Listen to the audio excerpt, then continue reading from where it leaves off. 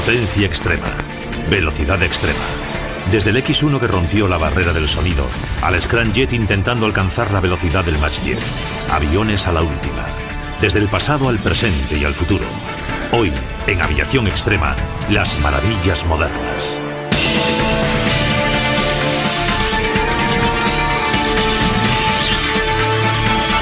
Las maravillas modernas. Aviación extrema. En marzo de 2004, un avión experimental transportado por un bombardero y propulsado por un cohete hizo historia en la base aérea Edwards, al este de Los Ángeles. X-43, NASA, ATK. Launch. Después de que el B-52 lo soltase, el pequeño X-43 alcanzó la increíble velocidad de Mach 7. Lo más rápido que ningún reactor ha volado jamás. Es un logro muy importante. Algunas personas incluso han llegado a compararlo con el vuelo de los hermanos Wright. Cuando se separó del cohete, el X-43 logró alcanzar la velocidad de Mach 7 en su vuelo autónomo. Mach 7 son 8.000 kilómetros por hora, así que sería como volar de Nueva York a Los Ángeles en poco más de media hora. El Centro Dryden de Investigación de Vuelo de la NASA comunicó que el Scramjet X-43 podría llegar a alcanzar la velocidad de Mach 10. Un Scramjet es un estatorreactor de combustión supersónica. El estatorreactor, a veces llamado tubo volador, tiene uno de los diseños de motores más sencillos que han hecho jamás, ya que prácticamente no posee ninguna parte móvil. Es básicamente un tubo hueco dentro del cual se quema el combustible. A diferencia de los reactores normales, dentro no hay ningún ala B de compresor para comprimir el aire. En un estatorreactor, cuando el aire supersónico entra en el motor, disminuye su velocidad hasta niveles subsónicos. Pero en el Scramjet, el aire fluye a través del motor a una velocidad supersónica. El avión experimental X-43 tiene que soportar temperaturas muy elevadas. La temperatura en los bordes de ataque del avión, por ejemplo, es superior a los 1700 grados centígrados. La parte frontal del X-43 y los bordes de ataque de la cola están hechos de carbón-carbón, un material ligero y fuerte que soporta temperaturas extremadamente altas. El carbón-carbón que usamos en su construcción es como si fuese fibra de carbono de alta tecnología y resiste temperaturas mucho más altas. Puede estar a 1700 grados centígrados sin degradarse. No se desgasta. Lo que ven aquí en la parte frontal del avión, en el morro, es tungsteno. El borde de la parte frontal, el borde de ataque, es de carbón-carbón que le proporciona una protección termal. Como pueden ver, dentro del avión hay una maquinaria muy complicada y unos sistemas muy complejos para que este funcione. Algunos pequeños motores eléctricos del avión son controlados desde tierra a través de señales de ordenador. Los motores de estos accionadores mueven las superficies del aparato, así es como mantenemos el control del avión en el aire. Ignition. Lograr combustión a velocidades supersónicas es como intentar mantener una cerilla encendida en un huracán. El avión no estalla porque hay zonas dentro del motor, hay pequeñas zonas que no son supersónicas y que permiten que el avión mantenga su velocidad en el aire. Volar tan rápido tiene algo especial. Yo creo que sencillamente a todo el mundo le atrae poder volar tan rápido. Yo diría que el uso principal del Scramjet en un futuro próximo será militar. Les gustaría tener un misil que llegase a, digamos, Mach 5 o Mach 6, 5 o 6 veces la velocidad del sonido para que pudiese alcanzar muy rápido el objetivo. Hoy, esto se puede hacer con un motor cohete sólido, pero se queda sin combustible muy pronto. Las fuerzas aéreas también están interesadas en utilizar el sistema de propulsión del Scramjet para fabricar bombarderos que volarían 10 veces más rápido que los bombarderos actuales. No hay ninguna razón por la que un ser humano no pueda pilotar o ir de pasajero en un avión hipersónico. Los aviones visionarios, como les llamamos nosotros, incluyen vehículos espaciales para llevar a astronautas y también potenciales aviones de pasajeros para llevar a la gente al otro lado del mundo. Algunos expertos creen que el Scramjet podría marcar el comienzo de una nueva era en aviación. Entramos en el siglo XIX moviéndonos a 9 kilómetros por hora, la velocidad de un vehículo arrastrado por animales. Entramos en el siglo XX moviéndonos a 90 kilómetros por hora, la velocidad de una locomotora a vapor. Entramos en el siglo XXI a 900 kilómetros por hora, la velocidad de un avión intercontinental. Y si planteásemos esto de una manera matemática, posiblemente entraremos en el próximo siglo alcanzando los 9.000 kilómetros por hora. Y el X-43 está apuntando hacia esa dirección y hacia ese objetivo. El X-43 Scramjet forma parte de una tradición de desarrollo aeronáutico de vanguardia que se remonta décadas atrás. Y a pesar de que Mach 7 es un logro importante para un motor de reactor traga-aire, los aviones propulsados por cohetes estaban volando casi a esta velocidad décadas antes. Todo empezó con la serie de aviación extrema más increíble de la historia de la aviación. Se llamaban aviones X, la X por experimental. El primer avión X recibió el oportuno nombre de X-1. X-1 Knackwell. En 1944, Estados Unidos decidió hacer de tripas corazón y desarrollar una serie de aviones experimentales, y el X-1 fue el primero de estos aviones. Y básicamente el cielo fue su laboratorio. Los aviones transportaban 200 kilos de materiales de grabación, y a la vez también transmitían datos importantes sobre el vuelo a las estaciones terrestres. Esto marcó el comienzo de una increíble flota de aviones que continúan operativos hoy en día. Es conocida como Serie X. El Bell X-1 es posiblemente el avión experimental más famoso que se ha construido jamás. Se construyeron 3 aviones cohete Bell X-1 principalmente para superar la barrera del sonido. Durante décadas, volar más rápido que la velocidad del sonido a unos 1000 kilómetros por hora a una altitud elevada parecía algo imposible. De ahí el término barrera.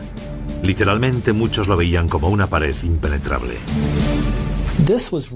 Esto quedó patente en septiembre de 1946 cuando el piloto de pruebas británico Geoffrey de Havilland, el hijo del fundador de la empresa de Havilland, falleció tras intentar alcanzar la velocidad del sonido pilotando un nuevo avión de alas en flecha y sin cola llamado el de Havilland Swallow. El avión empezó a dar bandazos tan rápido que no pudo controlarlo y se desintegró en tan solo cuestión de segundos y él falleció. Esto demostró que la barrera del sonido era algo serio. En 1947, un joven piloto de las Fuerzas Aéreas, Chuck Yeager, decidió intentarlo de nuevo.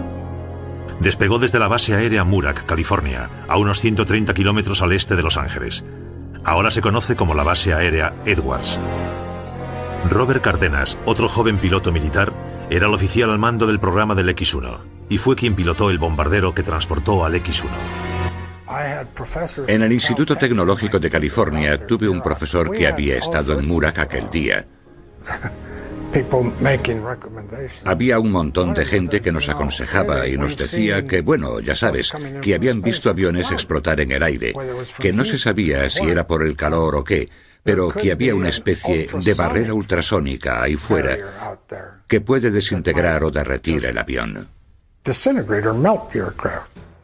Los pilotos de pruebas y los ingenieros escucharon a los expertos y luego se pusieron manos a la obra. A finales de 1946, el piloto de pruebas Charles Goddard realizó su primer vuelo propulsado en un avión X-1. Pero será Chuck Yeager en el avión cohete X-1 quien 10 meses más tarde conseguirá alcanzar la velocidad supersónica. Chuck era un ser humano, pero cuando se metía en el avión y cerraba la compuerta, se convertía en otra parte más de la máquina. En mi libro no es humano, es parte del conjunto, forma parte de la maquinaria. El hombre y la máquina finalmente rompieron la barrera del sonido en octubre de 1947. Los que lo observaban desde la Tierra oyeron el estampido supersónico.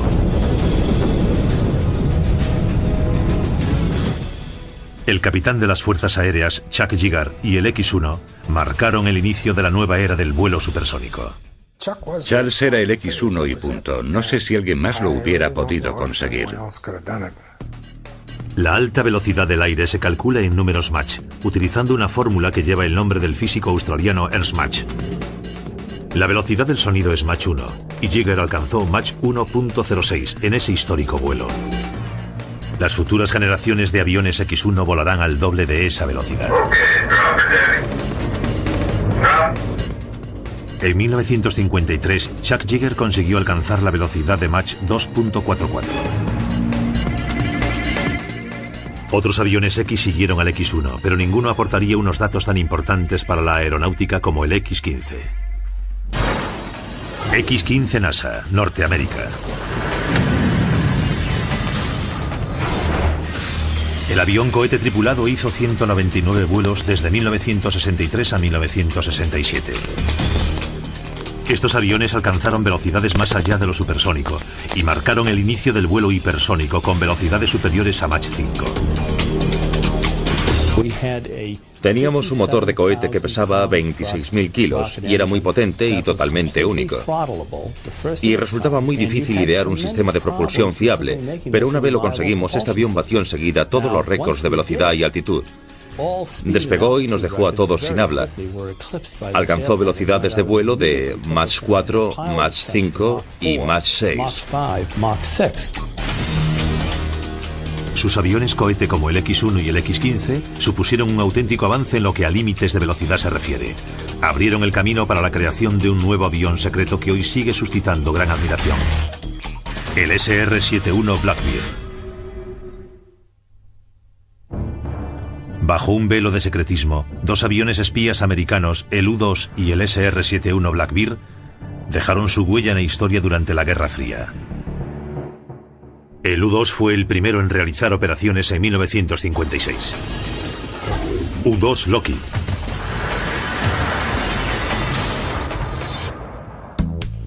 Construido para la CIA por Lockheed Advanced Development Projects Group, más conocido como Skanwers, el U-2 podía volar más alto que ningún otro avión y proporcionar información importante sobre las actividades militares soviéticas.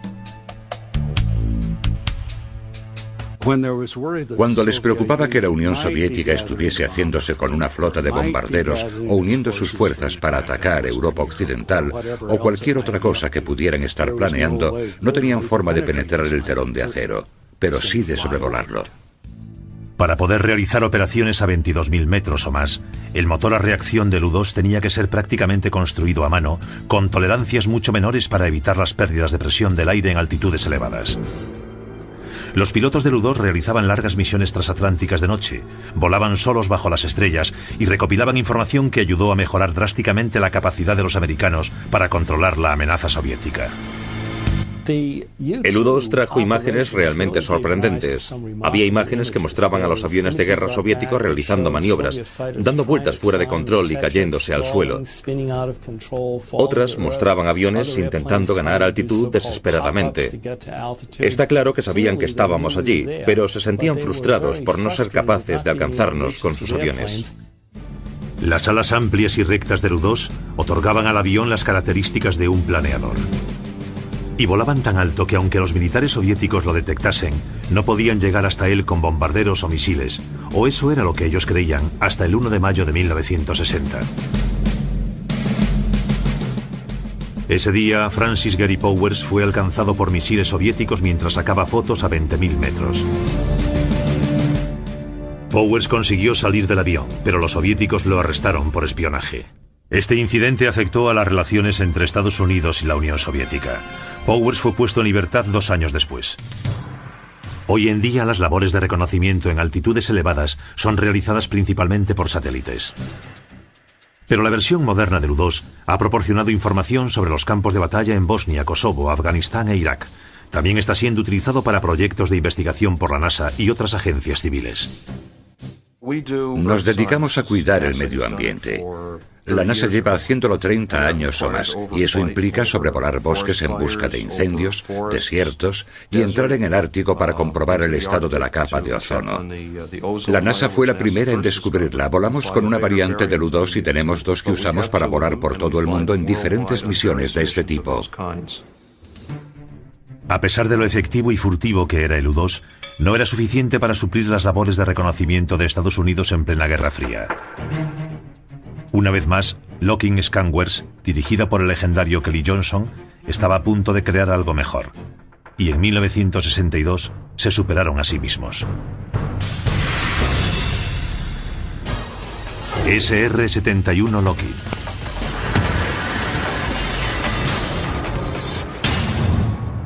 El SR-71 Blackbird, un avión espía de alta velocidad capaz de volar a gran altitud, es considerado por muchos como uno de los mejores reactores jamás construidos. El Blackbird podía volar más alto y más rápido que cualquier otro reactor en producción. Y hoy en día sigue siendo así. Sabía que este avión iba a ser el más rápido del mundo. Lo que no sabía era que seguiría siendo el más rápido 40 años más tarde. Pero recuerdo que en los 60 Kelly solía decir: nadie conseguirá crear un avión con un mejor rendimiento antes del año 2000. Y en esa época recuerdo que yo pensé, bueno, espero seguir vivo en el año 2000 para poder ver si está en lo cierto. Porque antes de que apareciese este avión, cada 1 o 2 años, alguien en alguna parte producía un avión más rápido. Como con el U-2, la CIA, no las fuerzas aéreas, fueron los que inicialmente se interesaron por el avión. La primera versión recibió el nombre de A-12. Realizó su primer vuelo en la primavera de 1963.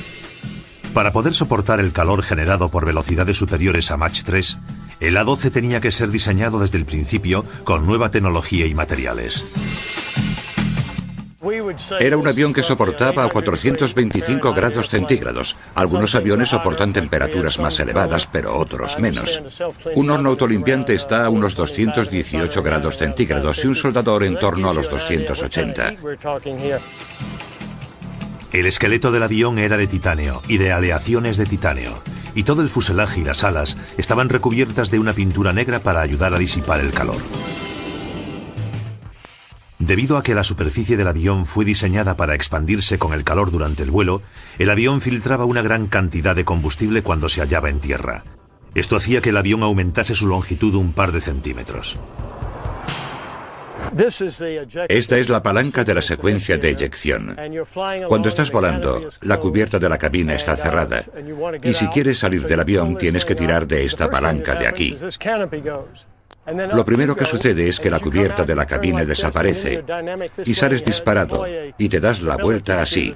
Te vas hacia este lado y se despliega un paracaídas, un pequeño paracaídas. Puede que te quedes sin respiración, pero al menos consigues salvar tu vida. Cuando estás cayendo puede que estés inconsciente y cuando llegas a los 4.500 metros desaparece el paracaídas pequeño y sale uno de 10 metros.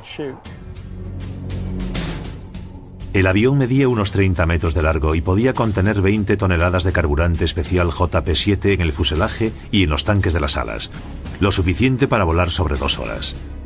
En ese tiempo el avión espía podía reconocer alrededor de 300.000 kilómetros cuadrados de la superficie terrestre.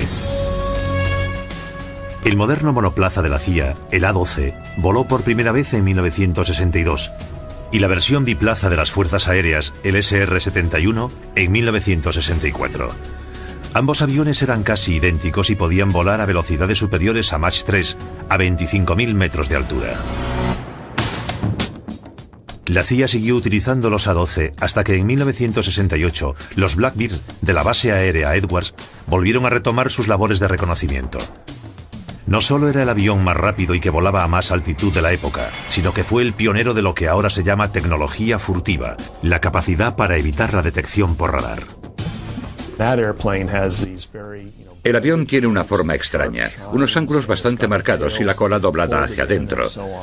Lo hicieron así, no porque lo hubiesen calculado desde el principio, sino por pura intuición, porque al realizar las pruebas con los radares, en algo así como un túnel de viento, pero para radares, fueron probando diferentes formas, y básicamente cuando lo veías en el radar a una velocidad de Mach 3, desaparecía enseguida.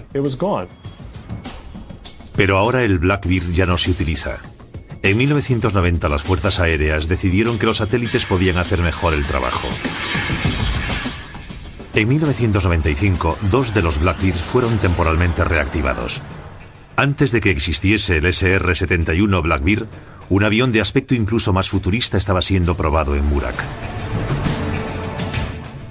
Y era mucho más adelantado a su tiempo, ya que pasarán décadas antes de que la tecnología aeronáutica lo alcance. Su nombre, ala volante, describe el aspecto de 2 de los bombarderos más futuristas de Estados Unidos. Uno del pasado, B-49 Northrop.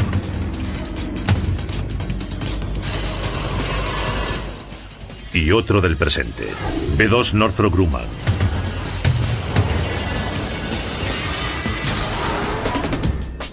A pesar de que hay casi medio siglo de diferencia entre ellos, tienen exactamente la misma envergadura de ala y fueron desarrollados por la misma empresa.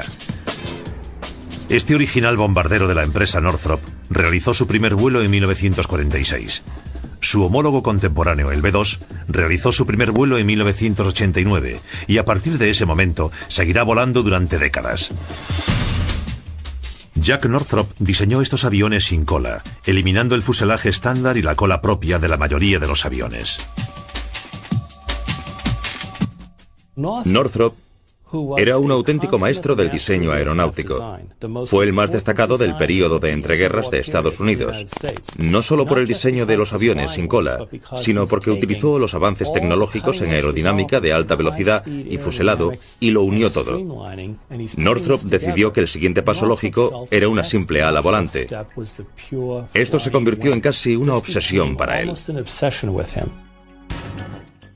En 1941, Northrop fue contratada para desarrollar y construir un ala volante, el bombardero XB-35, capaz de transportar una carga de más de 23.000 kilos de bombas con un radio de acción de 12.000 kilómetros. La Segunda Guerra Mundial ya había terminado cuando el XB-35 realizó su primer vuelo en 1946, propulsado por 4 motores de pistón. Al año siguiente, otra ala volante, el IB-49 con sus 8 motores, realizó su primer vuelo. El comandante de las Fuerzas Aéreas, Robert Cárdenas, que había estado a cargo del proyecto del X-1, fue el primer piloto de pruebas del IB-49. Debido a las características poco comunes del avión, Cárdenas casi muere al intentar entrar en pérdida durante la prueba. Cuando disminuyes la velocidad, hay un punto en el que la corriente de aire que circula por encima del ala no te eleva y el avión deja de volar. Así que el avión se empezó a mover con fuerza, pero yo estaba esperando a que subiese, y en vez de eso se puso a dar bandazos y se fue hacia atrás. Empezó a tambalearse hacia atrás. Entonces decidí accionar el estrangulador en la parte izquierda. Aunque tambaleándose empezó a subir, hizo como un giro invertido y yo pude salir vivo de esa. A pesar de que Northrop insistía que era imposible que el ala volante se cayese, Cárdenas sabía que podía pasar y advirtió a su buen amigo Glenn Edwards, otro piloto de pruebas del problema. En 1948 el capitán Edwards falleció en un trágico accidente, demostrando así que Cárdenas tenía razón. Edwards estaba probando el ala volante cuando se estrelló por causas desconocidas, dando muerte a los 5 miembros de su tripulación. Creo que estaban realizando maniobras de entrada en pérdida y quizás las hicieron a una velocidad un poco más alta que yo. Porque en esa primera sacudida en la que el avión se va hacia atrás, todo el peso se carga en el ala. Y es mucho peso. Ese fue el problema. Las alas se rompieron antes que los motores del avión. Las últimas anotaciones que Edwards hizo en su libreta indican que pudo haber puesto el avión en pérdida, a pesar de lo que le había aconsejado Cárdenas. Entre las cosas que se encontraron en el avión había un bloc de notas que decía maniobras de entrada en pérdida. Tras el accidente, la base aérea Murak nunca volvería a ser la misma. Le cambiaron el nombre por el de Base Aérea Edwards, en honor al amigo de Cárdenas, un magnífico piloto de pruebas. A pesar de los graves problemas con el avión, el programa del IB-49 siguió en marcha, aunque Cárdenas no las tenía todas consigo. Yo no quería que comprasen el avión. En 1949, uno de estos aviones batió un nuevo récord transcontinental cuando el comandante Cárdenas pilotó el ala volante desde Murak hasta la base aérea Andrews, cerca de Washington, en 4 horas y 20 minutos. El presidente Truman estuvo presente y se quedó totalmente impresionado. Truman vino a la cabina de mando y se puso a mirarlo todo. Era un tío con bastante mal humor y me habló en un lenguaje bastante más coloquial que el que voy a utilizar yo ahora. Dijo que el avión iba muy bien y que quería comprar unos cuantos. Yo me mordí la lengua. Luego en tierra firme se dirigió al jefe de las Fuerzas Aéreas y le dijo: ¿por qué no le dices a este mocoso que vuele este avión por toda la avenida Pensilvania? Quería que la gente viera lo que iba a comprar, así que volé más despacio, a unos 500 kilómetros por hora. Pero nunca me había percatado de la cantidad de árboles que hay en Washington. Es una selva. Cuando sobrevolaba la avenida me perdía entre tantos árboles y de repente miré hacia arriba y vi que tenía el Capitolio justo encima, así que tuve que elevar rápidamente el avión para no darme con él. Y alguien que estaba abajo en las escaleras sacó esta foto mientras yo sobrevolaba el edificio. El desafortunado viaje de vuelta a Murak ayudará a poner fin al problemático proyecto del ala volante. Durante el vuelo se incendiaron 6 de los 8 motores del bombardero, obligando a realizar un aterrizaje de emergencia en Winslow, Arizona. Más tarde, ese mismo año, las fuerzas aéreas cancelaron su pedido de 30 de estos bombarderos. Pero la empresa Northrop no estaba dispuesta a poner fin a la idea del ala volante. En 1981 la tecnología aeronáutica había sufrido grandes cambios. Los mandos electrónicos hacían el diseño del ala volante mucho más viable. Los mandos eléctricos son básicamente controlados por ordenador. No hay ninguna conexión hidráulica o por cable con los mandos. El ordenador controla lo que tú quieres hacer y ajusta los mandos de acuerdo con lo que le estás pidiendo al avión que haga. Northrop Grumman fue contratada por las fuerzas aéreas para construir un nuevo bombardero basado en el concepto de ala volante de Jack Northrop. Parece ser que Jack Northrop había calculado bien las dimensiones la primera vez. El nuevo avión sin cola llamado B-2 tendría exactamente los mismos 52 metros de envergadura de ala que la antigua ala volante. La construcción de ese avión supuso un gran reto para nosotros. El equipo se superaba día tras día, era como si cada día inventásemos algo nuevo. Y probablemente fue el momento más emocionante que jamás hayamos vivido. Es un avión muy avanzado y complejo, es muy inteligente. Cuando tiene todo en su sitio, no puedes hacer nada que no tengas que hacer porque el avión te lo dirá. Jack Northrop, que estaba pendiente de estos aviones y muy interesado en sus vuelos, se enteró poco antes de morir de la existencia del programa del B-2 y se emocionó mucho. Dijo que ahora sabía por qué Dios le había dejado vivir tantos años. El bombardero B-2 fue presentado al público por primera vez en 1988 cuando lo sacaron de su hangar en la planta 42 de la base de las Fuerzas Aéreas. Para muchos este avión significaba la culminación del diseño del ala volante en un bombardero de éxito. Para mí fue un homenaje a la muerte de Glenn. Mi trabajo y su muerte no fueron en vano. Al final conseguimos lograr algo.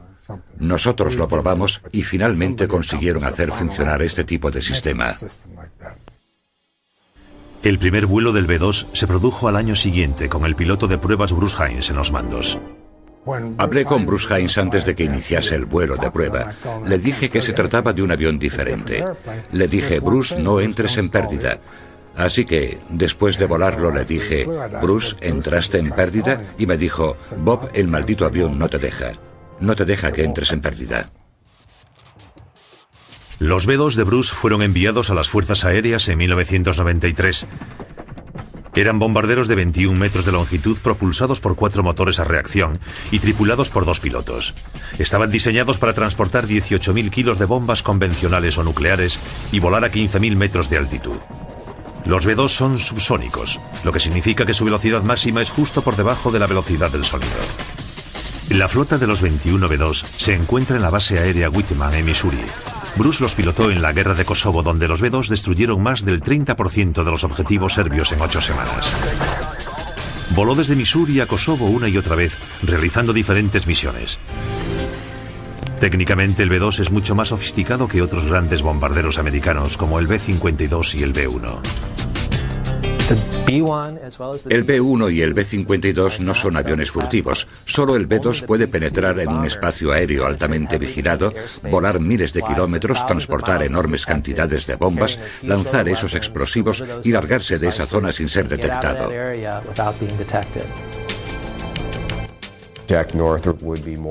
Jack Northrop estaría muy orgulloso. Estaría muy orgulloso de todo lo que han conseguido aplicando las nuevas tecnologías, pero conservando la visión que él tenía hace años. La Fuerza Aérea de Estados Unidos sin duda posee el bombardero más moderno, el B-2. Ahora necesitan un caza del mismo nivel. Entra en acción el FA-22 Raptor. El McDonnell Douglas F-15 Eagle realizó su primer vuelo en 1972. F-15 McDonnell Douglas.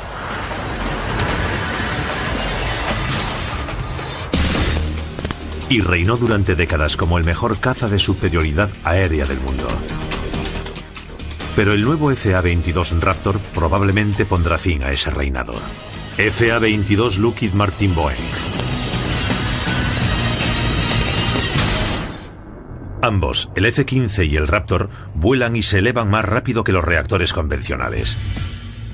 Esto les permite dominar las batallas aire-aire con los aviones enemigos, lo que significa que pueden mantenerlos alejados.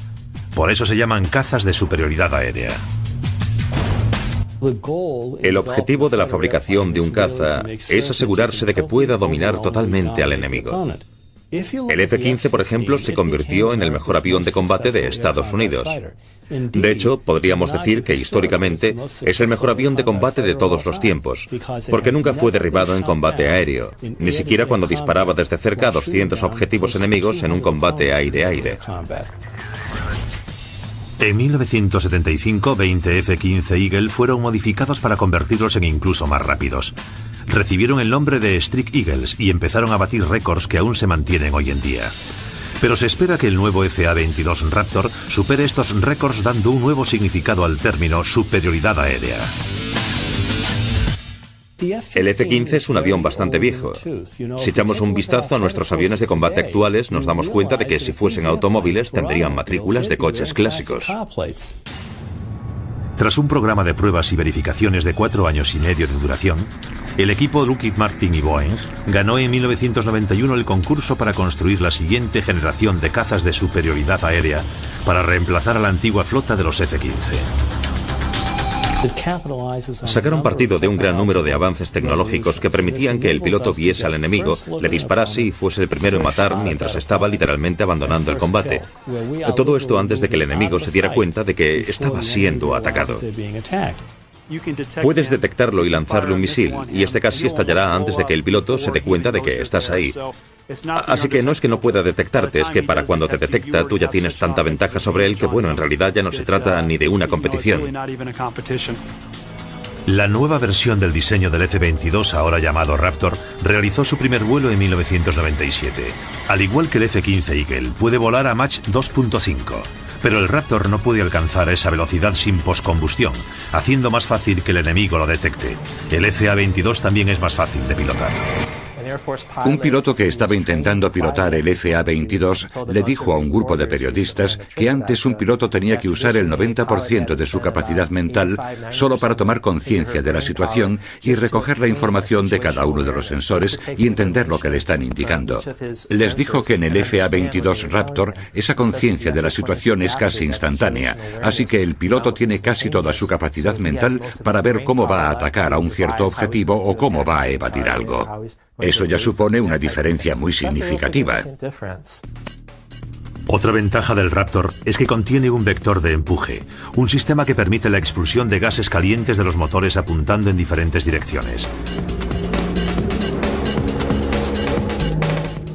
Esto permite al avión cambiar de dirección mucho más rápido que los caza convencionales. El vector de empuje fue introducido por primera vez en el X-31, un avión experimental de la NASA construido por Rockwell. El X-31 dio una deslumbrante demostración de las capacidades del vector de empuje en el Paris Air Show de 1995. Cuando la mayoría de los presentes en el Paris Air Show lo vieron por primera vez, pensaron que el avión se iba a estrellar, pero simplemente se elevó y realizó todo tipo de maniobras. La gente se quedó totalmente asombrada. El X-31 ayudó a introducir el concepto del vector de empuje en el FA-22 Raptor. La capacidad del FA-22 de realizar maniobras en un combate aéreo es tal que si estás en pleno vuelo y estás haciendo una maniobra acrobática, sabes dónde te encuentras, sabes que estás yendo hacia abajo, descendiendo, perdiendo altitud e intentando alcanzar al enemigo. El vector de empuje del FA-22 te permite apuntar con el morro del avión al enemigo y lanzar un misil y acabar enseguida con la batalla aérea. Inicialmente intentas luchar igual que como lo hacías en el F-15, pero enseguida te das cuenta de las capacidades del avión y de que ya no tienes las limitaciones de antes y que te adaptas muy rápido. A alguien acostumbrado a pilotar un F-15 no le cuesta mucho hacerse con el F-22, que permite realizar maniobras increíbles. El FA-22 es también más furtivo que cualquier otro reactor de combate, incluyendo el F-117, un avión furtivo que representa la antigua generación de tecnología furtiva. Bueno, así no es demasiado furtivo, ¿verdad? Pero cuando lo pones recto no se ve mucho porque no tiene nada colgando de las alas para que el radar pueda detectarlo. Y bueno, nosotros solemos decir, cuidado con los Raptors con las compuertas abiertas. Porque bueno, cuando las compuertas se abren significa que están disparando y se abren muy rápido. Disparan a un objetivo y se cierran antes de que el radar pueda detectarlo y avisar al enemigo. También cuando las compuertas se abren, de repente hay bordes y ángulos raros que pueden reflejarse en el radar, y eso es algo que no debe suceder. Las fuerzas aéreas tienen previsto comprar 339 Raptors y se estima que la producción del avión durará hasta el 2013. El FA-22 es el sueño de cualquier piloto militar. Pero hay aviones que pueden ser más bien una pesadilla para los pilotos. Los aviones no tripulados. El avión espía de Global Hawk apunta hacia lo que será el futuro aeronáutico, el avión no tripulado. Global Hawk Northrop Grumman.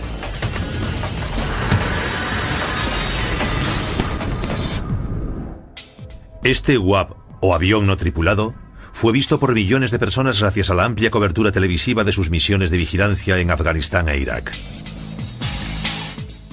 El Global Hawk puede vigilar toda una zona del tamaño de Illinois en solo 24 horas. También puede sobrevolar una zona específica, transmitiendo prácticamente a tiempo real imágenes de alta resolución a la estación terrestre de control. De 13 metros de longitud y 4,5 metros de alto, este avión de reconocimiento desde altitudes elevadas fue construido para las fuerzas aéreas por Northrop Grumman. El Global Hawk es un avión autónomo. Por ejemplo, cuando el Global Hawk realizó su vuelo de demostración a Australia, despegó en California con tan solo un clic de ratón y con un plan de vuelo autónomo. Cruzó todo el Océano Pacífico y aterrizó en Australia 20 horas después. En ese momento alguien hizo otra vez clic y apagó el motor del sistema. Con un alcance de más de 22.000 kilómetros y una autonomía de vuelo de 36 horas, puede viajar a cualquier punto del planeta, llevar a cabo labores de vigilancia y volver a su base en los Estados Unidos, todo sin piloto. En noviembre de 2001, las fuerzas aéreas mandaron al Global Hawk a la guerra de Afganistán antes de lo previsto, y también lo utilizaron en la guerra de Irak. A pesar de que realizó solo un 5% de sus misiones de vigilancia en Irak, recogió más del 55% de la información sobre los objetivos enemigos, muchos de los cuales fueron destruidos. Después de recoger más de 3.700 imágenes de Irak, el Hawk regresó a casa en mayo de 2003. Los oficiales de las fuerzas aéreas aseguraron que el Global Hawk estuvo sobrevolando Irak desde el principio de la operación y que tuvo un impacto directo en la destrucción de la Guardia Republicana. A pesar de que la mayoría de los aviones no tripulados hasta el momento solo han sido utilizados para reconocimientos, cada vez hay un interés más creciente en colocar munición dentro de ellos. Los aviones de combate no tripulados o UACs son vistos como los aviones de combate del futuro. Predator, General Atomics. Una de las misiones más espectaculares del avión de combate no tripulado se produjo en la guerra de Irak, cuando equiparon los aviones de reconocimiento con misiles Hellfire. Durante la guerra de Irak se realizó una misión muy famosa y de la que las fuerzas aéreas están muy orgullosas. En el centro de Bagdad había una torre de transmisión radiotelevisiva iraquí. Esa torre estaba muy cerca de la torre de la Fox y también de una mezquita. Por tanto, para las fuerzas aéreas resultaba muy peligroso alcanzar ese objetivo. Entonces mandaron un avión no tripulado equipado con misiles Hellfire al centro de Bagdad. Y el piloto automático, que estaba siendo controlado desde el puesto de control terrestre a miles de kilómetros, apuntó a la torre y la destrozó sin causar ningún daño colateral ni a la torre de la Fox ni a la mezquita. Ahora las fuerzas aéreas están utilizando el Boeing X-45 no tripulado que realizó su primer vuelo en el 2002. X-45 Boeing.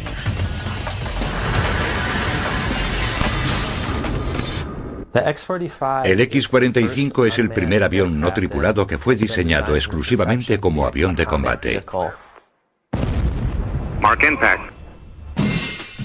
La versión más grande, el X-45C, es el precursor de los aviones no tripulados militares. Estará operativo en el año 2010. El X-45C medirá casi 12 metros de largo y tendrá una envergadura de casi 15 metros. Podrá transportar 8 bombas guiadas por GPS de 114 kilos cada una. La empresa Northrop Grumman también está probando un avión de combate no tripulado. X-47A Pegasus Northrop Grumman.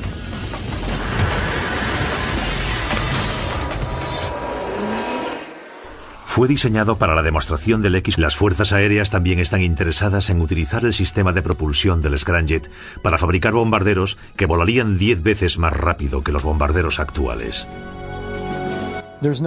No hay ninguna razón por la que un ser humano no pueda pilotar o ir de pasajero en un avión hipersónico. Los aviones visionarios, como les llamamos nosotros, incluyen vehículos espaciales para llevar a astronautas y también potenciales aviones de pasajeros para llevar a la gente al otro lado del mundo. Algunos expertos creen que el Scramjet podría marcar el comienzo de una nueva era en aviación.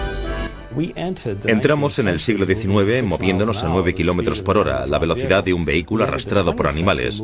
Entramos en el siglo XX moviéndonos a 90 km por hora, la velocidad de una locomotora a vapor. Entramos en el siglo XXI a 900 km por hora, la velocidad de un avión intercontinental. Y si planteásemos esto de una manera matemática, posiblemente entraremos en el próximo siglo alcanzando los 9.000 km por hora. Y el X-43 está apuntando hacia esa dirección y hacia ese objetivo. El X-43 Scramjet forma parte de una tradición de desarrollo aeronáutico de vanguardia que se remonta décadas atrás. Y a pesar de que Mach 7 es un logro importante para un motor de reactor traga-aire, los aviones propulsados por cohetes estaban volando casi a esta velocidad décadas antes. Todo empezó con la serie de aviación extrema más increíble de la historia de la aviación. Se llamaban aviones X, la X por experimental. El primer avión X recibió el oportuno nombre de X-1. X-1 Knackwell. En 1944, Estados Unidos decidió hacer de tripas corazón y desarrollar una serie de aviones experimentales. Y el X-1 fue el primero de estos aviones. Y básicamente el cielo fue su laboratorio. Los aviones transportaban 200 kilos de materiales de grabación y a la vez también transmitían datos importantes sobre el vuelo a las estaciones terrestres. Esto marcó el comienzo de una increíble flota de aviones que continúan operativos hoy en día. Es conocida como Serie X. El Bell X-1 es posiblemente el avión experimental más famoso que se ha construido jamás. Se construyeron 3 aviones cohete Bell X-1 principalmente para superar la barrera del sonido. Durante décadas, volar más rápido que la velocidad del sonido a unos 1000 km por hora a una altitud elevada parecía algo imposible. De ahí el término barrera. Literalmente muchos lo veían como una pared impenetrable. Esto quedó patente en septiembre de 1946 cuando el piloto de pruebas británico Geoffrey de Havilland, el hijo del fundador de la empresa de Havilland, falleció tras intentar alcanzar la velocidad del sonido pilotando un nuevo avión de alas en flecha y sin cola llamado el de Havilland Swallow. Los 80. El esqueleto del avión era de titanio y de aleaciones de titanio, y todo el fuselaje y las alas estaban recubiertas de una pintura negra para ayudar a disipar el calor. Debido a que la superficie del avión fue diseñada para expandirse con el calor durante el vuelo, el avión filtraba una gran cantidad de combustible cuando se hallaba en tierra. Esto hacía que el avión aumentase su longitud un par de centímetros. Esta es la palanca de la secuencia de eyección. Cuando estás volando, la cubierta de la cabina está cerrada. Y si quieres salir del avión, tienes que tirar de esta palanca de aquí. Lo primero que sucede es que la cubierta de la cabina desaparece y sales disparado y te das la vuelta así. Te vas hacia este lado y se despliega un paracaídas, un pequeño paracaídas. Puede que te quedes sin respiración, pero al menos consigues salvar tu vida. Cuando estás cayendo puede que estés inconsciente y cuando llegas a los 4.500 metros desaparece el paracaídas pequeño y sale uno de 10 metros. El avión medía unos 30 metros de largo y podía contener 20 toneladas de carburante especial JP-7 en el fuselaje y en los tanques de las alas, lo suficiente para volar sobre 2 horas. En ese tiempo el avión espía podía reconocer alrededor de 300.000 kilómetros cuadrados de la superficie terrestre. El moderno monoplaza de la CIA, el A-12, voló por primera vez en 1962 y la versión biplaza de las Fuerzas Aéreas, el SR-71, en 1964. Ambos aviones eran casi idénticos y podían volar a velocidades superiores a Mach 3, a 25.000 metros de altura. La CIA siguió utilizando los A-12 hasta que en 1968 los Blackbird de la base aérea Edwards volvieron a retomar sus labores de reconocimiento. No solo era el avión más rápido y que volaba a más altitud de la época, sino que fue el pionero de lo que ahora se llama tecnología furtiva, la capacidad para evitar la detección por radar. El avión tiene una forma extraña, unos ángulos bastante marcados y la cola doblada hacia adentro. Lo hicieron así, no porque lo hubiesen calculado desde el principio, sino por pura intuición, porque al realizar las pruebas con los radares, en algo así como un túnel de viento, pero para radares, fueron probando diferentes formas, y básicamente cuando lo veías en el radar a una velocidad de Mach 3, desaparecía enseguida. Pero ahora el Blackbird ya no se utiliza. En 1990 las Fuerzas Aéreas decidieron que los satélites podían hacer mejor el trabajo. En 1995, 2 de los Blackbirds fueron temporalmente reactivados. Antes de que existiese el SR-71 Blackbird, un avión de aspecto incluso más futurista estaba siendo probado en Murak. Y era mucho más adelantado a su tiempo. Acrobática, sabes dónde te encuentras, sabes que estás yendo hacia abajo, descendiendo, perdiendo altitud e intentando alcanzar al enemigo. El vector de empuje del FA-22 te permite apuntar con el morro del avión al enemigo y lanzar un misil y acabar enseguida con la batalla aérea. Inicialmente intentas luchar igual que como lo hacías en el F-15, pero enseguida te das cuenta de las capacidades del avión y de que ya no tienes las limitaciones de antes y que te adaptas muy rápido. A alguien acostumbrado a pilotar un F-15 no le cuesta mucho hacerse con el F-22, que permite realizar maniobras increíbles. El FA-22 es también más furtivo que cualquier otro reactor de combate, incluyendo el F-117, un avión furtivo que representa la antigua generación de tecnología furtiva. Bueno, así no es demasiado furtivo, ¿verdad? Pero cuando lo pones recto no se ve mucho porque no tiene nada colgando de las alas para que el radar pueda detectarlo. Y bueno, nosotros solemos decir, cuidado con los Raptors con las compuertas abiertas. Porque bueno, cuando las compuertas se abren significa que están disparando y se abren muy rápido. Disparan a un objetivo y se cierran antes de que el radar pueda detectarlo y avisar al enemigo. También cuando las compuertas se abren, de repente hay bordes y ángulos raros que pueden reflejarse en el radar, y eso es algo que no debe suceder. Las Fuerzas Aéreas tienen previsto comprar 339 Raptors y se estima que la producción del avión durará hasta el 2013. El FA-22 es el sueño de cualquier piloto militar. Pero hay aviones que pueden ser más bien una pesadilla para los pilotos. Los aviones no tripulados. El avión espía de Global Hawk apunta hacia lo que será el futuro aeronáutico, el avión no tripulado. Global Hawk Northrop Grumman.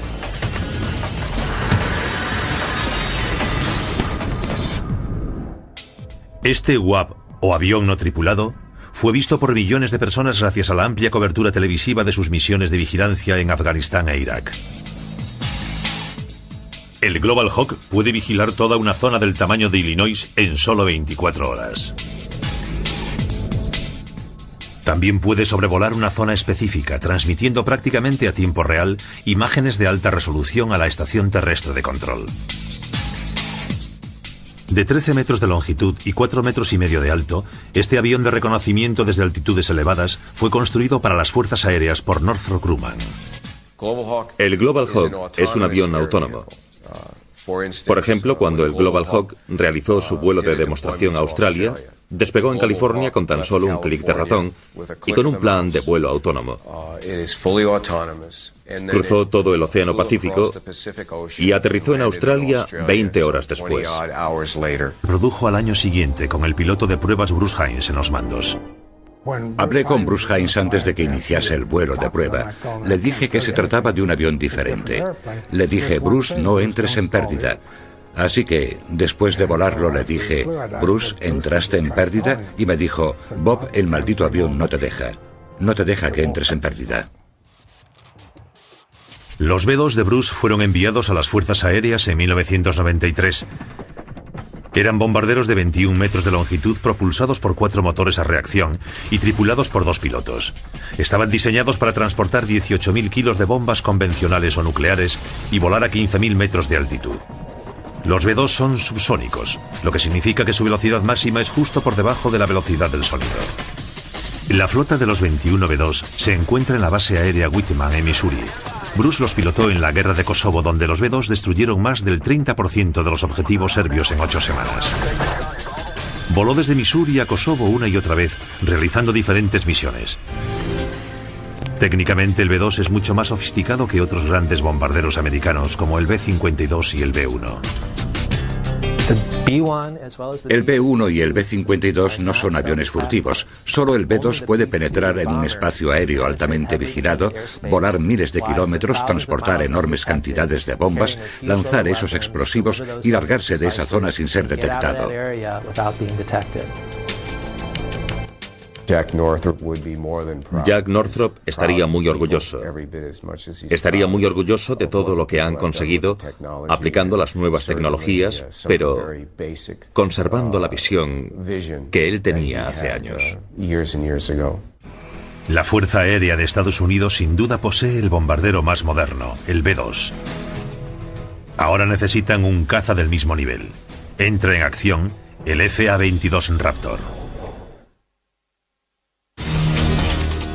El McDonnell Douglas F-15 Eagle realizó su primer vuelo en 1972. F-15 McDonnell Douglas.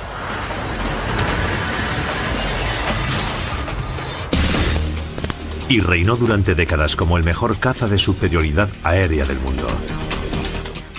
Pero el nuevo FA-22 Raptor probablemente pondrá fin a ese reinado. FA-22 Lockheed Martin Boeing. Ambos, el F-15 y el Raptor, vuelan y se elevan más rápido que los reactores convencionales. Esto les permite dominar las batallas aire-aire con los aviones enemigos, lo que significa que pueden mantenerlos alejados. Por eso se llaman cazas de superioridad aérea. El objetivo de la fabricación de un caza es asegurarse de que pueda dominar totalmente al enemigo. El FX recibió el oportuno nombre de X-1. X-1 Knackwell. En 1944, Estados Unidos decidió hacer de tripas corazón y desarrollar una serie de aviones experimentales, y el X-1 fue el primero de estos aviones. Y básicamente el cielo fue su laboratorio. Los aviones transportaban 200 kilos de materiales de grabación, y a la vez también transmitían datos importantes sobre el vuelo a las estaciones terrestres. Esto marcó el comienzo de una increíble flota de aviones que continúan operativos hoy en día. Es conocida como Serie X. El Bell X-1 es posiblemente el avión experimental más famoso que se ha construido jamás. Se construyeron 3 aviones cohete Bell X-1 principalmente para superar la barrera del sonido. Durante décadas, volar más rápido que la velocidad del sonido a unos 1000 km por hora a una altitud elevada parecía algo imposible. De ahí el término barrera. Literalmente muchos lo veían como una pared impenetrable. Esto quedó patente en septiembre de 1946, cuando el piloto de pruebas británico Geoffrey de Havilland, el hijo del fundador de la empresa de Havilland, falleció tras intentar alcanzar la velocidad del sonido pilotando un nuevo avión de alas en flecha y sin cola llamado el de Havilland Swallow. El avión empezó a dar bandazos tan rápido que no pudo controlarlo y se desintegró en tan solo cuestión de segundos, y él falleció. Esto demostró que la barrera del sonido era algo serio. En 1947, un joven piloto de las Fuerzas Aéreas, Chuck Yeager, decidió intentarlo de nuevo. Despegó desde la base aérea Murak, California, a unos 130 kilómetros al este de Los Ángeles. Ahora se conoce como la base aérea Edwards. Robert Cardenas, otro joven piloto militar, era el oficial al mando del programa del X-1 y fue quien pilotó el bombardero que transportó al X-1. En el Instituto Tecnológico de California tuve un profesor que había estado en Murak aquel día. Había un montón de gente que nos aconsejaba y nos decía que, bueno, ya sabes, que habían visto aviones explotar en el aire, que no se sabía si era por el calor o qué, pero que había una especie de barrera ultrasónica ahí fuera que puede desintegrar o derretir el avión. Los pilotos de pruebas y los ingenieros escucharon a los expertos y luego se pusieron manos a la obra. A finales de 1946, el piloto de pruebas Chalmers Goddard realizó su primer vuelo propulsado en un avión X-1. Pero será Chuck Yeager en el avión cohete X-1 quien 10 meses más tarde conseguirá alcanzar la velocidad supersónica. Chuck era un ser humano, pero cuando se metía en el avión y cerraba la compuerta, se convertía en otra parte más de la máquina. En 1975, 20 F-15 Eagle fueron modificados para convertirlos en incluso más rápidos. Recibieron el nombre de Streak Eagles y empezaron a batir récords que aún se mantienen hoy en día. Pero se espera que el nuevo FA-22 Raptor supere estos récords dando un nuevo significado al término superioridad aérea. El F-15 es un avión bastante viejo. Si echamos un vistazo a nuestros aviones de combate actuales, nos damos cuenta de que si fuesen automóviles tendrían matrículas de coches clásicos. Tras un programa de pruebas y verificaciones de 4 años y medio de duración, el equipo Lockheed Martin y Boeing ganó en 1991 el concurso para construir la siguiente generación de cazas de superioridad aérea para reemplazar a la antigua flota de los F-15. Sacaron partido de un gran número de avances tecnológicos que permitían que el piloto viese al enemigo, le disparase y fuese el primero en matar mientras estaba literalmente abandonando el combate. Todo esto antes de que el enemigo se diera cuenta de que estaba siendo atacado. Puedes detectarlo y lanzarle un misil, y este casi estallará antes de que el piloto se dé cuenta de que estás ahí. Así que no es que no pueda detectarte, es que para cuando te detecta tú ya tienes tanta ventaja sobre él que, bueno, en realidad ya no se trata ni de una competición. La nueva versión del diseño del F-22, ahora llamado Raptor, realizó su primer vuelo en 1997. Al igual que el F-15 Eagle, puede volar a Mach 2.5, pero el Raptor no puede alcanzar esa velocidad sin poscombustión, haciendo más fácil que el enemigo lo detecte. El FA-22 también es más fácil de pilotar. Un piloto que estaba intentando pilotar el FA-22 le dijo a un grupo de periodistas que antes un piloto tenía que usar el 90% de su capacidad mental solo para tomar conciencia de la situación y recoger la información de cada uno de los sensores y entender lo que le están indicando. Les dijo que en el FA-22 Raptor esa conciencia de la situación es casi instantánea, así que el piloto tiene casi toda su capacidad mental para ver cómo va a atacar a un cierto objetivo o cómo va a evadir algo. Eso ya supone una diferencia muy significativa. Otra ventaja del Raptor es que contiene un vector de empuje, un sistema que permite la expulsión de gases calientes de los motores apuntando en diferentes direcciones. Esto permite al avión cambiar de dirección mucho más rápido que los caza convencionales. El vector de empuje fue introducido por primera vez en el X-31, un avión experimental de la NASA construido por Rockwell. El X-31 dio una deslumbrante demostración de las capacidades del vector de empuje en el Paris Air Show de 1995. Cuando la mayoría de los presentes en el Paris Air Show lo vieron por primera vez, pensaron que el avión se iba a estrellar, pero simplemente se elevó y realizó todo tipo de maniobras. De estos accionadores mueven las superficies del aparato, así es como mantenemos el control del avión en el aire. Lograr combustión a velocidades supersónicas es como intentar mantener una cerilla encendida en un huracán. El avión no estalla porque hay zonas dentro del motor, hay pequeñas zonas que no son supersónicas y que permiten que el avión mantenga su velocidad en el aire. Volar tan rápido tiene algo especial.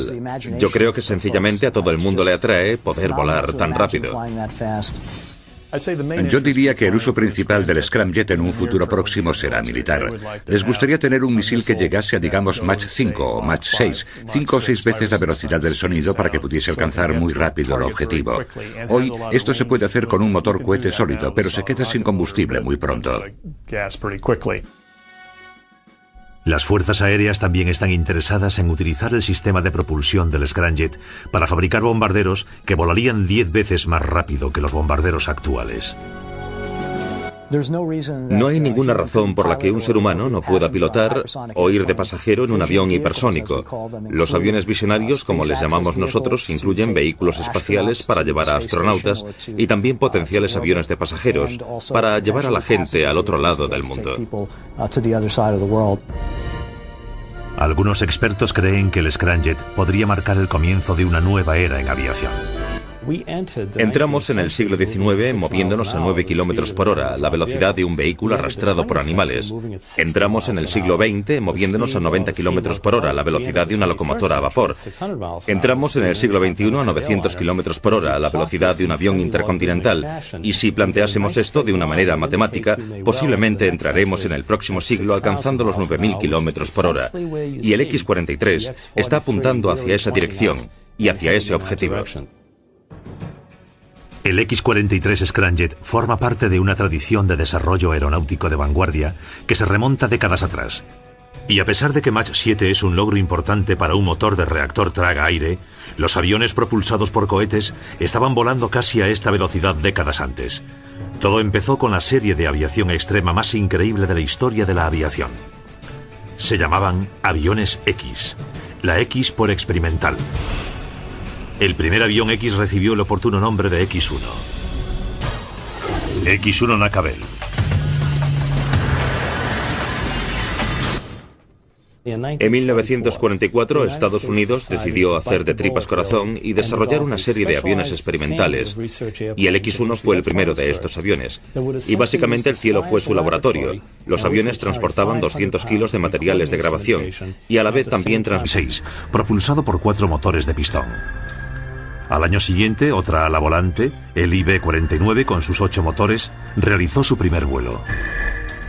El comandante de las Fuerzas Aéreas, Robert Cárdenas, que había estado a cargo del proyecto del X-1, fue el primer piloto de pruebas del IB-49. Debido a las características poco comunes del avión, Cárdenas casi muere al intentar entrar en pérdida durante la prueba. Cuando disminuyes la velocidad, hay un punto en el que la corriente de aire que circula por encima del ala no te eleva y el avión deja de volar. Así que el avión se empezó a mover con fuerza, pero yo estaba esperando a que subiese, y en vez de eso se puso a dar bandazos y se fue hacia atrás. Empezó a tambalearse hacia atrás. Entonces decidí accionar el estrangulador en la parte izquierda. Aunque tambaleándose empezó a subir, hizo como un giro invertido y yo pude salir vivo de esa.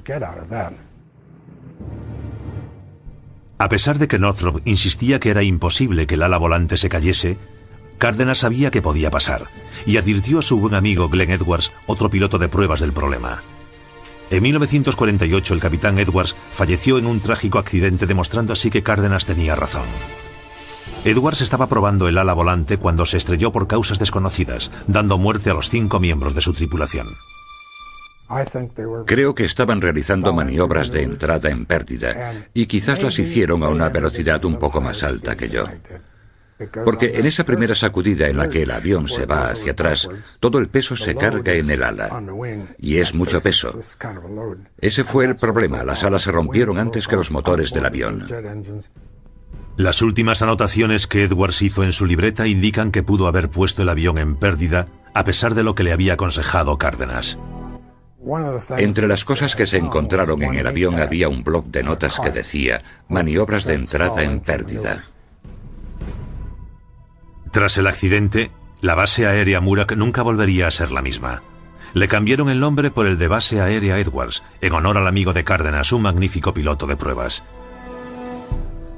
A pesar de los graves problemas con el avión, el programa del IB-49 siguió en marcha, aunque Cárdenas no las tenía todas consigo. Yo no quería que comprasen el avión. En 1949, uno de estos aviones batió un nuevo récord transcontinental cuando el comandante Cárdenas pilotó el ala volante desde Murak hasta la base aérea Andrews, cerca de Washington, en 4 horas y 20 minutos. El presidente Truman estuvo presente y se quedó totalmente impresionado. Truman vino a la cabina de mando y se puso a mirarlo todo. Era un tío con bastante mal humor y me habló en un lenguaje bastante más coloquial que el que voy a utilizar yo ahora. Dijo que el avión iba... Entraremos en el próximo siglo alcanzando los 9.000 kilómetros por hora. Y el X-43 está apuntando hacia esa dirección y hacia ese objetivo. El X-43 Scramjet forma parte de una tradición de desarrollo aeronáutico de vanguardia que se remonta décadas atrás. Y a pesar de que Mach 7 es un logro importante para un motor de reactor traga-aire, los aviones propulsados por cohetes estaban volando casi a esta velocidad décadas antes. Todo empezó con la serie de aviación extrema más increíble de la historia de la aviación. Se llamaban aviones X, la X por experimental. El primer avión X recibió el oportuno nombre de X-1. X-1 Knackwell. En 1944, Estados Unidos decidió hacer de tripas corazón y desarrollar una serie de aviones experimentales, y el X-1 fue el primero de estos aviones. Y básicamente el cielo fue su laboratorio. Los aviones transportaban 200 kilos de materiales de grabación, y a la vez también transmitían datos importantes sobre el vuelo a las estaciones terrestres. Esto marcó el comienzo de una increíble flota de aviones que continúan operativos hoy en día. Es conocida como Serie X. El Bell X-1 es posiblemente el avión experimental más famoso que se ha construido jamás. Se construyeron 3 aviones cohete Bell X-1 principalmente para superar la barrera del sonido. Durante décadas, volar más rápido que la velocidad del sonido a unos 1000 kilómetros por hora a una altitud elevada parecía algo imposible. De ahí el término barrera. Literalmente muchos lo veían como una pared impenetrable. Esto quedó patente en septiembre de 1946, cuando el piloto de pruebas británico Geoffrey de Havilland, el hijo del fundador de la empresa de Havilland, falleció tras intentar alcanzar la velocidad del sonido pilotando un nuevo avión de alas en flecha y sin cola llamado el de Havilland Swallow. El avión empezó a dar bandazos tan rápido que no pudo controlarlo y se desintegró en tan solo cuestión de segundos, y él falleció. Esto demostró que la barrera del sonido era algo serio. En 1947, un joven piloto de las Fuerzas Aéreas, Chuck Yeager, decidió intentarlo de nuevo. Despegó desde la base aérea Murak, California, a unos 130 kilómetros al este de Los Ángeles. Ahora se conoce como la base aérea Edwards. Robert Cardenas, otro joven piloto militar, era el oficial al mando del programa del X-1 y fue quien pilotó el bombardero que transportó al X-1. En el Instituto Tecnológico de California tuve un profesor que había estado en Murak aquel día. Había un montón de gente que nos aconsejaba y nos decía que, bueno, ya sabes, que habían visto aviones explotar en el aire, que no se sabía si era por el calor o qué,